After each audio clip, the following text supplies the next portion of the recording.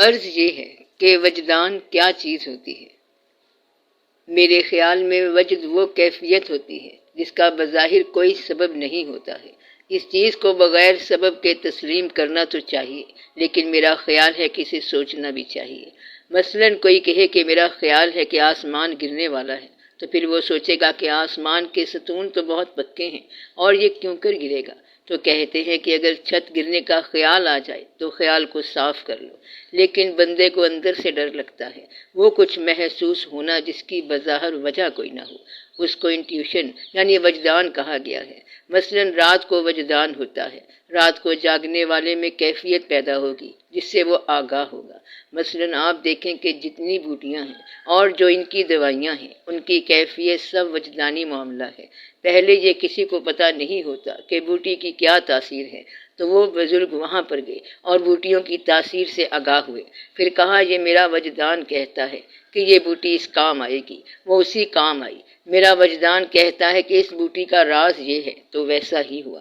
گویا کہ ان واقعات کی آگاہی یا ان واقعات کا علم ہونا وجدان ہے، کیونکہ بظاہر علم کا اور کوئی طریقہ نہیں ہے، اور یہ ایک باطنی حص ہے جو عام طور پر محسوس نہیں ہوتی، اور یہ کسی نہ کسی کو اللہ تعالیٰ عطا فرما دیتا ہے۔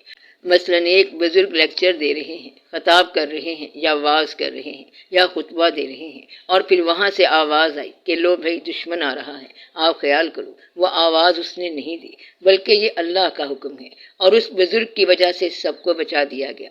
ایک ایسی آواز جو بجلی کے بغیر حرکت کرے اور پہنچ جائے، اور یہ بغیر کسی ذریعے کے اور بغیر کسی نگاہ کے پہنچ جائے، تو یہ وجدان کی تعبیر ہے۔ اور یہاں سے بات سمجھ آتی ہے کہ اس کے کتنے معنی ہیں، جیسے مکاشفہ اور انکشاف ہے۔ مثلاً ایسا لگتا ہے کہ کوئی واقعہ ہونے والا ہے اور دل تنگ ہے، تو کوئی واقعہ ہو جاتا ہے۔ اگر یہ حاصل نہیں ہے، جب آپ اس پر ڈیپینڈ نہیں کر سکتے ہیں تو خاموش ہو جائیں، آپ اس کے لیے جلدی نہ کریں۔ آپ امیجینیشن یعنی تصور کو بھی بیان نہیں کر سکتے۔ اگر کوئی چیز امیجن ہو، تصور میں ہو، اور پھر تصور جو ہے وہ مشاہدہ بن سکتا ہے۔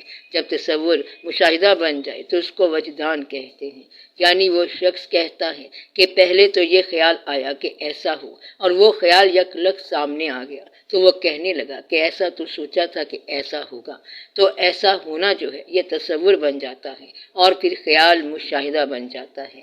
یہ وجدان ہے۔ یہ بعض اوقات قریب اور بعض اوقات دور کی خبر لاتا ہے۔ اقبال رحمۃ اللہ کا وجدان کہتا تھا کہ آنکھ جو کچھ دیکھتی ہے لب پہ آ سکتا نہیں، محو حیرت ہوں کہ دنیا کیا سے کیا ہو جائے گی۔ تو اقبال رحمۃ اللہ کو کیسے پتا ہے کہ دنیا کیا سے کیا ہو جائے گی؟ یہ وجدان ہے۔ وجدان سے اس نے کہا کہ ایسا وقت آنے والا ہے کہ پتہ نہیں کیا سے کیا ہو جائے گا، نہ سمجھو گے تو مٹ جاؤ گے اے ہندوستان والو، تمہاری داستان تک بھی نہ ہوگی داستانوں میں۔ اور پھر یہ کہا کہ تیری بربادیوں کے مشورے ہیں آسمانوں میں۔ تو اقبال رحمۃ اللہ کو کیسے پتا ہے کہ آسمانوں پر ان کی بربادیوں کے مشورے ہو رہے ہیں؟ کہتا ہے کہ وہاں ذکر ہو رہا تھا، اور یہ سارے کا سارا واقعہ وہی بیان ہے۔ تو انسان جب بہت صاف ہوتا ہے تو آنے والا واقعہ اس کی روح پر چمک جاتا ہے، اور دل کے آئینے پر اس کی تصویر آتی ہے، اور اسے سمجھ آ جاتی ہے کہ کیا ہونے والا ہے۔ تو وہ کچھ لوگوں کو پہلے سمجھ آ جاتی ہے، لیکن کچھ لوگوں کو واقعے کے بعد بھی سمجھ نہیں آتی، یعنی وہ واقعہ ہو گیا لیکن پھر بھی سمجھ نہیں آئی۔ مثلاً پاکستان بن گیا، لیکن وہ کہتا ہے کہ مجھے نہیں پتا کہ کیا ہوا ہے۔ کچھ لوگ بات کو قبل از وقت جان لیتے ہیں، کچھ لوگ بات آئے تو جان لیتے ہیں، اور کچھ بات جاننے کے بعد بھی نہیں جانتے۔ تو یہ آپ کے تصور پر انحصار کرتا ہے۔ جتنا زیادہ اپنے دل کو پالش کیا جائے اتنے جلوے زیادہ ہوں گے، لہٰذا آپ اپنے دل کو چمکدار بناتے جائیں، مزید چمکائیں اور صاف کرتے جائیں، تو پھر آئینہ اور کلیئر ہو جائے گا، صاف ہو جائے گا۔ اب آئینے کی صورت دیکھو تو آئینے کے اندر ہی عکس آئینہ ہے، اور اس کے اندر جواہر ہی جواہر ہیں۔ تو یہ اندر کا شیشہ صاف کرنے والی بات ہے، کیونکہ اندر صورت خود موجود ہے۔ تو وجدان جو ہے وہ یہ ہے کہ آپ کے قلب کے اوپر آنے والے زمانے کا انکشاف ہو جائے، تو آدمی اگر کسی کام کے لیے مقرر ہوتا ہے تو اسے ہم خاص آدمی کہتے ہیں۔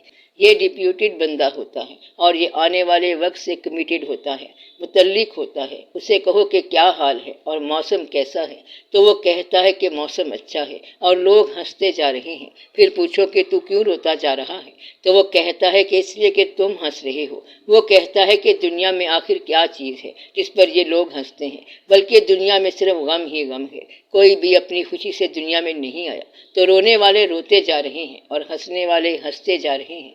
ہنسنے والا کہتا ہے کہ مجھے تیرے غم پر نہیں بلکہ تیرے رونے پر ہنسی آ رہی ہے، اور وہ کہتا ہے کہ تمہارے ہنسنے پر مجھے رونا آ رہا ہے، تو دونوں صحیح ہیں، اور یہ وجدان کی کیفیت ہے۔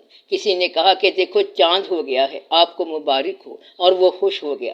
کسی آدمی کا پین گم ہو جاتا ہے یا کوئی اور چیز گم ہو جائے اور وہ رو رہا ہو، اسے اگر کوئی یہ کہے کہ آپ کو مبارک ہو تو وہ آگے سے کہے گا کہ مبارک کس بات کی دے رہے ہو، میں تو پریشان ہوں کہ میرا پین گم ہو گیا ہے۔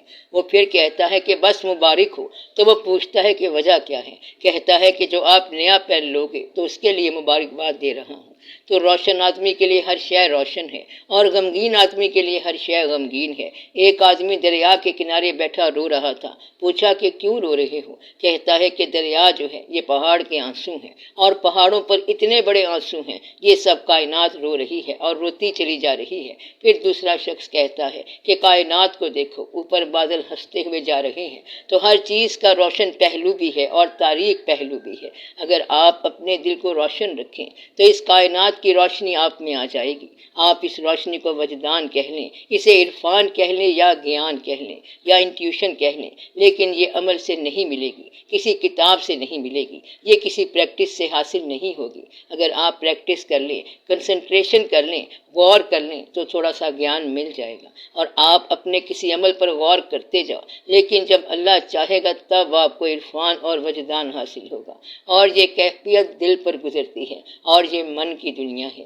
آپ کچھ پڑھیں تو کچھ حاصل ہو جائے گا۔ آپ اللہ تعالیٰ کے اسم کو دیکھتے جائیں، پھر کیا سے کیا ہو جائے گا، کبھی سرخ ہو جائے گا، پھر نور ہو جائے گا، اور پھر آپ نور کو دیکھتے جائیں، پھر یہ نور آپ کے دل پر نازل ہو جائے گا۔ لیکن آپ کو اس قابل بھی تو ہونا چاہیے۔ اللہ اگر چاہے تو یہ آسان بھی ہو سکتا ہے۔ وجدان اور عرفان دو طریقوں سے حاصل ہوتا ہے۔ ایک طریقہ تو اللہ کے پاس پہنچتا ہے، اور دوسرا یہ ہے کہ اللہ خود ہی پہنچ جائے۔ اب اللہ جس پر چاہے جو مہربانی فرما دے، تو یہ اللہ کے کام ہے کہ وہ جس پر رحم کرے تو پھر اس پر رحم ہو جائے گا۔ آپ اللہ کا رحم مانگا کریں، پھر یہ مہربانی ہو جائے گی۔